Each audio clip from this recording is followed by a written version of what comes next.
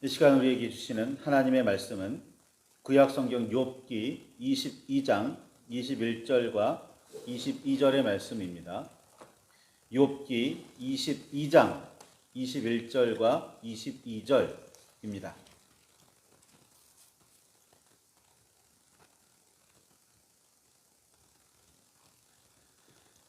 찾으셨으면 우리 함께 말씀을 봉독하시겠습니다.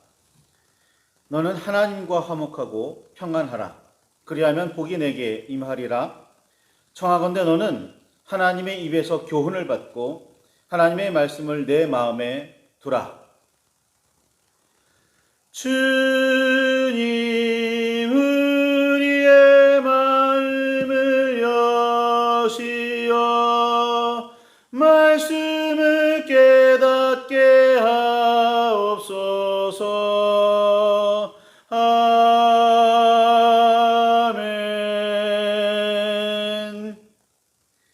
하나님의 사랑과 그 크신 은혜가 저와 여러분 안에 가득하기를 소망합니다. 욥과 그를 찾아온 세 친구 엘리바스, 빌닷, 소발 사이의 대화는 점점 세차고 날카로워져만 갔습니다. 격렬해졌죠. 처음에 자신이 당하고 있던 고통에 관해 이야기하며 하소연을 시작했던 욥은 점점 자신이 죄인이 아님을 증명해야 했습니다. 친구들이 욥을 죄인이라고 확신하며 욥에게 죄를 고백하라고 다그쳤기 때문이었습니다. 선조들의 지혜와 자신들의 삶을 통해 얻은 깨달음에 따르면 죄인이 아니고서는 욥처럼 재앙과 고난을 겪어야 할 이유가 없다고 친구들은 결론을 내리고 있었습니다. 욥의 현실이 욥이 어떤 사람인지를 잘 보여주는 증거라고 친구들은 생각했습니다. 어떤 사람이 현재 모습과 처한 상황을 보면 그가 어떤 삶을 살았는지 분명하게 알 수 있다고 여겼습니다. 오늘날도 많은 사람이 이런 방식으로 다른 사람을 판단합니다. 일종의 선입견과 편견이 만들어지는 이유입니다. 뚱뚱한 사람을 보고 이러쿵저러쿵, 마른 사람을 보고 이러쿵저러쿵 말하는 이유 마찬가지이겠지요. 그러나 욥은 자신이 죄인이 아님을 증명할 방법도 친구들의 선입견과 편견을 물리칠 도리도 없었습니다. 욥 자신도 왜 그런 끔찍한 일들을 자신이 겪어야 했는지, 그런 일들이 왜 자신에게 찾아왔는지 알지 못했기 때문이었습니다. 친구들이 확신에 차서 하는 말들에 욥은 깊은 상처를 입었습니다.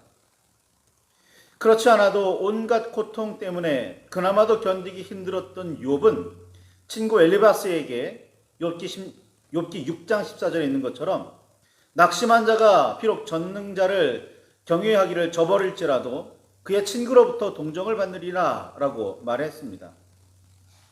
위로하러 찾아왔으면서 위로는 하지 않고 오히려 더 힘들게 하고 있다면서 말입니다. 빌닷에게는 욥기 10장 1절에 있는 것처럼 내 영혼이 살기에 곤비하니 내 불평을 토로하고 내 마음이 괴로운 대로 말하리라 라고 대답했습니다.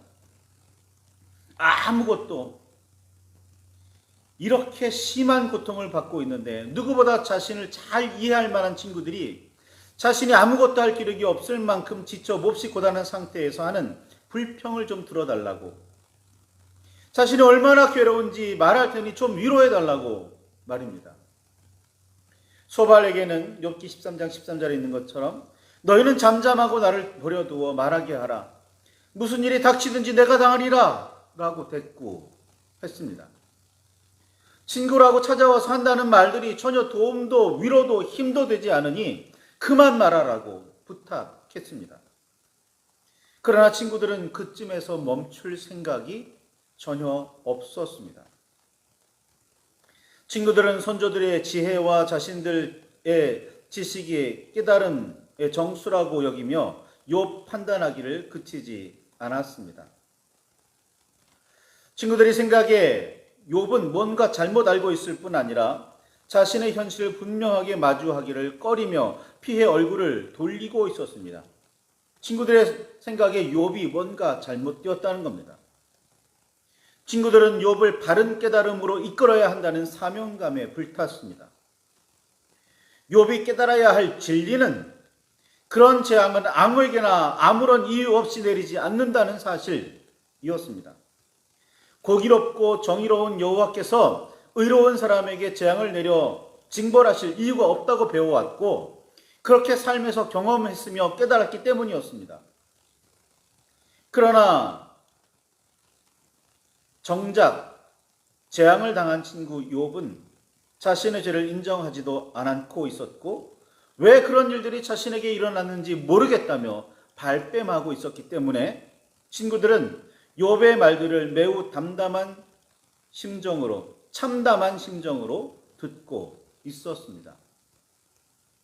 자신들이 깨달은 참 진리를 욥이 인정하고 하나님 앞에 죄를 고백하고 용서를 구하여 고통스러운 처지에서 벗어나기를 바랐기 때문이었습니다. 친구들은 욥이 듣기 싫어하는 말들이라도 계속해서 욥이 자신들이 아는 진리를 깨우치기를 원했습니다. 그래야 고통을 벗어나 하나님께서 주시는 평안을 얻을 수 있다고 여겼기 때문이었습니다. 누가 안 그렇겠습니까? 자신이 발견한 진리를 발견했고 자신의 해결책을 알고 있다면 친구를 어떻게든 설득해서라도 그 진리를 받아들이게 하고 그 해결책을 받아들이게 해야 할 것 아니에요. 그래야 고통에서 벗어나니까요. 친구들은 악의를 가지고 욥에게 말하지 않았습니다. 욥이 고통받기를 원했던 게 아닙니다. 나름 선한 의도로 했던 말들이었습니다. 그리고 근거도 분명했고 일리도 있는 말이었으며 모두가 인정하는 그런 깨달음이었습니다. 그러나 이런 말들이 욥을 얼마나 힘들게 하는지 그들은 알지 못했습니다. 그런 부분에 대해 생각하지도 않았고 심지어 그렇게 힘들게 해서라도 자신들과 같은 깨달음을 얻기를 진리에 다다르기를 기대했었습니다. 욥은 자신이 당하고 있던 재앙과 고통을 이해할 수가 없었습니다. 욥도 선한 사람에게는 복이, 악한 사람에게는 징벌에 해당하는 재앙이 이른다는 친구들과 생각이 다르지 않았습니다. 이런 사실을 인정하고 있었기에 욥은 더 괴로웠습니다. 욥은 죄에 대해 매우 민감한 사람이었고 따라서 자신도 알지 못하는 사이에 어쩌다가 죄를 지었을까 늘 조심하는 사람이었습니다. 그런데도 자신에게 재앙이 찾아왔고 견디기 힘든 고통을 겪고 있었으니 지혜로운 욥은 자신을 꼼꼼히 돌아보며 혹시라도 지었을지 모르는 죄에 대해 자세히 살폈으리라 여겨집니다. 그런데도 욥은 자신이 그런 재앙을 당해야 하는 이유를 찾을 수가 없었습니다. 하나님께서 뜻하신 대로 받아들여 견뎌나갈 수밖에 없기는 했으나 분명하고 구체적인 이유를 알 수 없었기에 욥도 답답하기는 마찬가지였습니다. 어찌 보면 억울하다고 여겨졌을지도 모릅니다. 욥은 자신의 지혜로는 재앙의 원인을 찾을 수도 없었고 이유를 이해할 수도 없었습니다. 자신의 처지가 어떻든 친구들이 뭐라고 말하든 욥에게 위안이 되는 한 가지는 자신은 하나님의 뜻을 조금도 거스르지 않았다는 사실입니다. 이 사실 한 가지로 버티며 그나마 견디는 중이었습니다. 그러나 친구들은 이를 인정하지 않았고 욥을 죄인이라 낙인 찍었으며 이를 인정하라고 다그쳤습니다. 욥은 자신의 몸을 덮친 고통에 더하여 친구들의 다그침에 말할 수 없는 정신적 고통까지 받아야 했습니다. 기쁨은 나누면 2배가 되고 슬프면 나누면 절반이 된다고 합니다. 이는 공감이 가지는 힘입니다.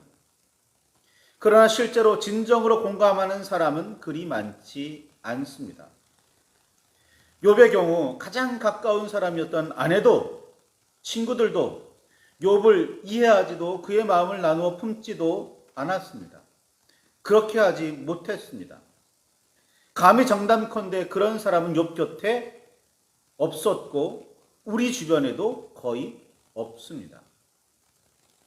이웃의 기쁨을 자신의 기쁨으로 받아들여 함께 기뻐하고 슬픔을 기꺼이 나누어 가지려는 사람은 없다고 해도 과언이 아닙니다. 아니 나는 그런데?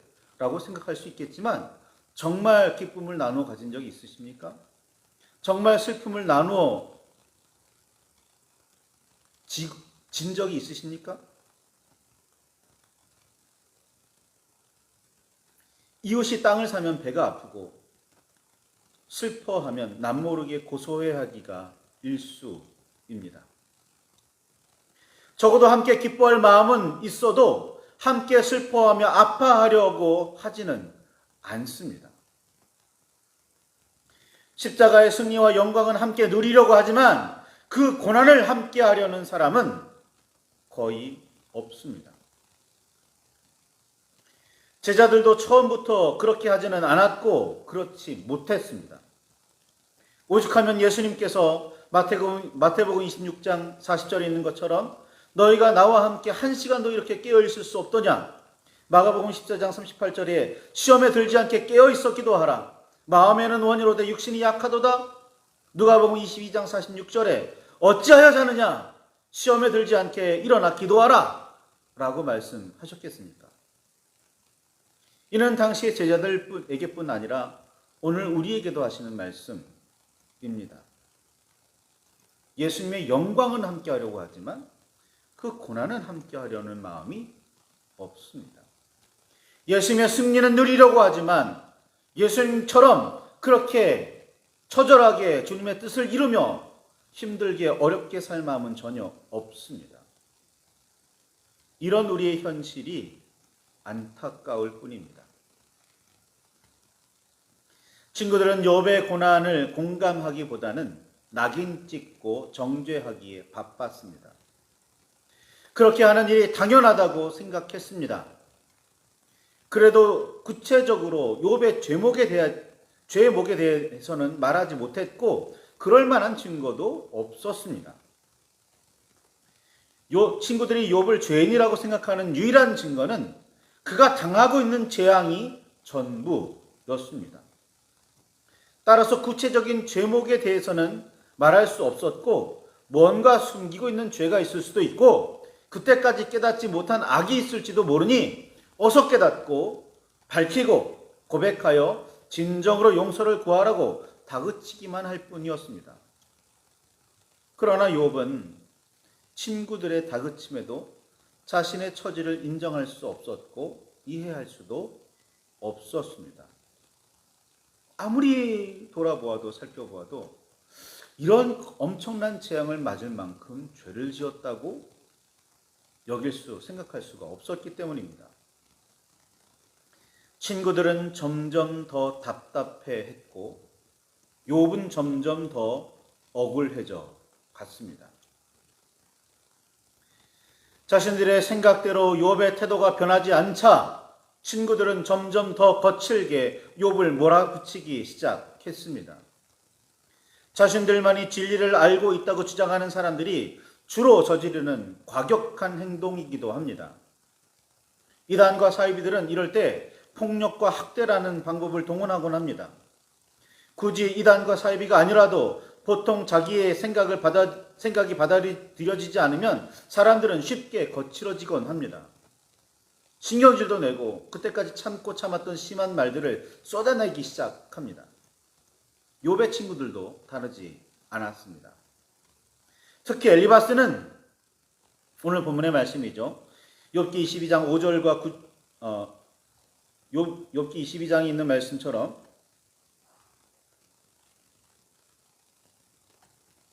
이야기합니다.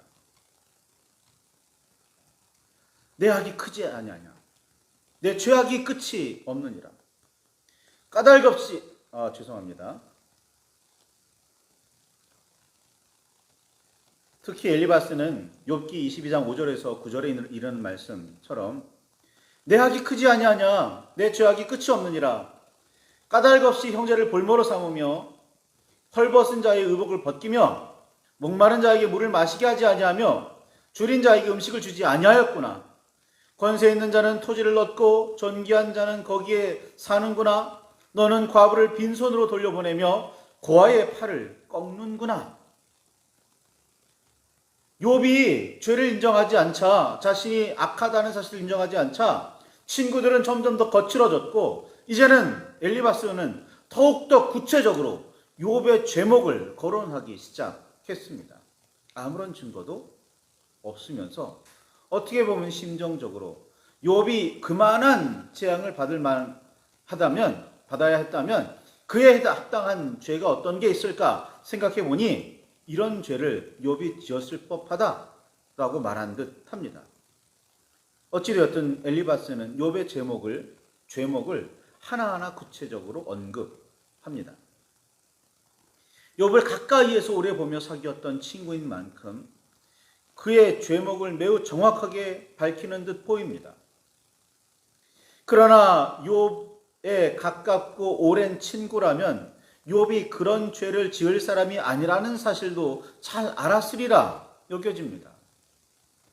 이런 죄목을 붙일 만큼 어떤 구체적인 증거도 없었습니다. 증거라면 그가 당하고 있던 재앙이 전부였습니다. 그런데도 이렇게까지 구체적으로 죄목을 들먹이며 욥을 몰아붙였습니다.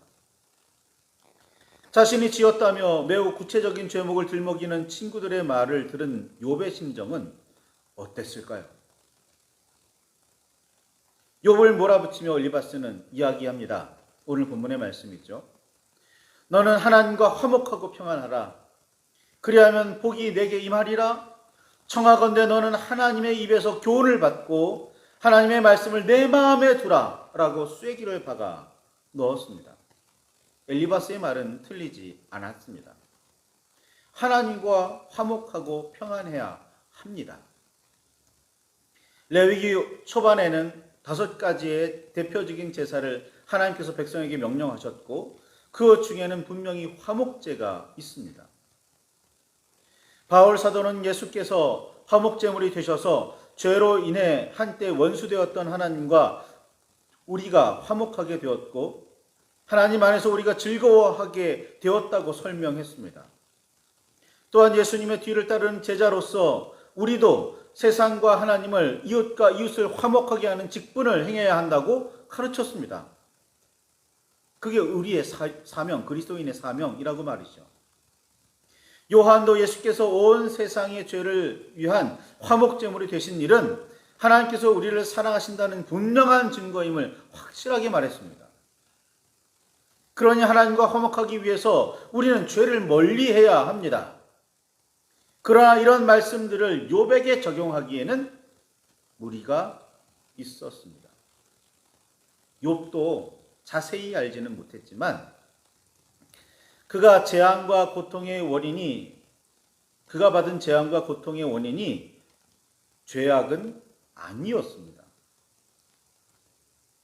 욥기 1장 2장의 말씀을 보면 하나님께서는 욥의 의로움을 의심하는 사탄의 잘못을 깨우치시려고 이런 일들을 허락하셨습니다. 욥이 재앙과 고통 속에서도 의로움을 지킬 만한 사람이 아니었다면 하나님께서는 욥을 통해 사탄을 돌이키려고 생각하지도 않으셨으리라 여겨집니다. 오히려 욥은 의로운 사람이었기에 고통을 받았습니다. 욥이나 친구들은 이 사실을 분명하게 알지 못했고 깨달음도 부족했기에 분명하게 말할 수도 없었습니다. 그래서 자기 생각대로 욥을 정죄했고 욥은 더욱 아파해야만 했습니다. 어느 날 제자들은 예수님과 함께 길을 가다가 날때부터 맹인된 사람을 보고는 예수님께 이렇게 물었습니다. 요한복음 9장 2절에 이 사람이 맹인으로 난 것은 누구의 죄로 인함이니까? 자기니까? 그의 부모니까? 라고 말입니다. 그가 재앙을 받았으니 죄 때문이라는 사실은 분명한데 누구의 죄, 어떤 죄 때문인지는 모르겠다라는 그런 질문입니다. 욥의 친구들과 같은 논리입니다. 이에 대해 예수님은 요한복음 9장 3절에 이어지는 말씀이 이렇게 말하죠. 이 사람이나 그 부모의 죄로 인한 것이 아니라 그에게서 하나님이 하시는 일을 나타내고자 하심이라 라고 대답하셨습니다. 하나님께서 영광을 드러내시기 위해서 일어난 일일 뿐 죄악에 따른 징벌이 아니라는 말씀입니다. 그렇게 선입견과 편견을 가지고 세상을 바라보는 제자들을 깨우치셨습니다. 우리는 죄에 대해서 이러쿵저러쿵 말할 자격이 없습니다. 신명기 1장 17절과 욥기 12장 13절에 있는 말씀처럼 죄에 대한 판단은 하나님께 속해 있고 죄를 판단할 지혜와 권능과 계략과 명철도 하나님께 속해 있습니다. 하나님께서는 우리에게 세상을 심판하라고 말씀하지 않으셨습니다. 예수님도 세상을 심판하려고 이 땅에 왔다고 말씀하지 않으셨습니다. 레위기 19장 18절에 있는 것처럼 원수도 갚지 말며 원망하지도 말며 이웃을 자신과 같이 사랑하라고 말씀하셨습니다. 세상을 심판하라고 말씀하지 않으셨다고 세상을 사랑하라고 말씀하셨다는 겁니다. 잠시 함께 살게 된 거리민이나 그저 스쳐가는 나그네라도 사랑하라고 말입니다. 예수 그리스도께서는 원수를 사랑하며 너희를 박해하는 자를 위해 기도하고 미워하는 자를 선하게 대하라고 명령하셨습니다. 하나님께서 우리에게 죄에 대한 심판을 명령하지 않으셨습니다. 그럴 권한도 주지 않으셨습니다.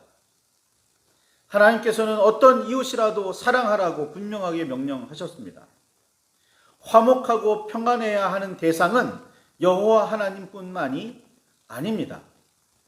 우리는 이웃과도 화목하고 평안해야 합니다.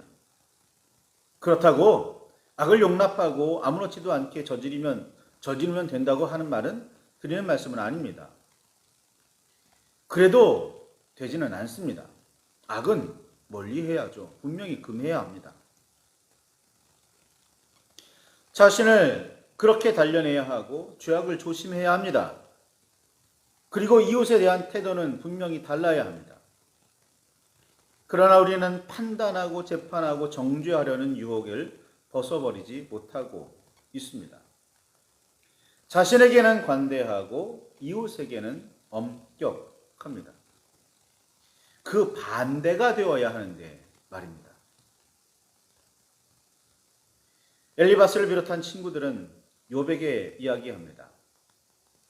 하나님의 입에서 교훈을 받고 하나님의 말씀을 내 마음에 두라 라고 말이죠.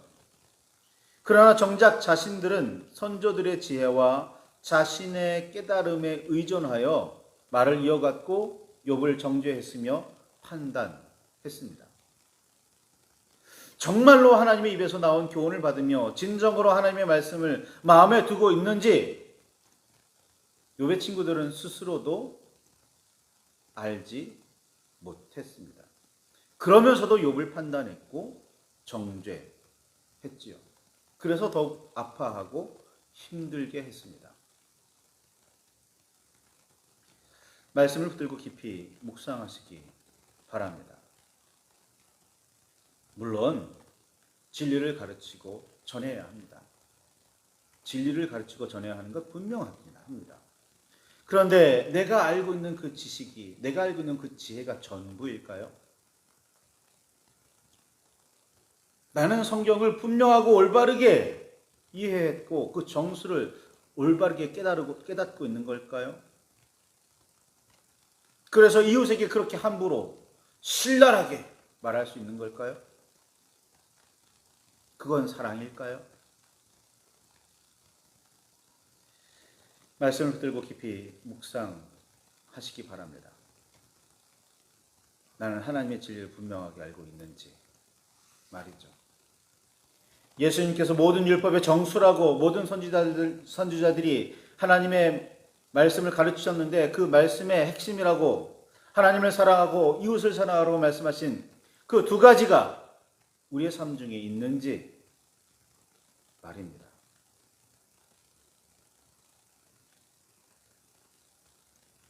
누군가에게 조언을 하거나 권면을 할 때 사랑하는 마음으로, 안타까워하는 마음으로 그렇게 행하고 있는지 말이죠.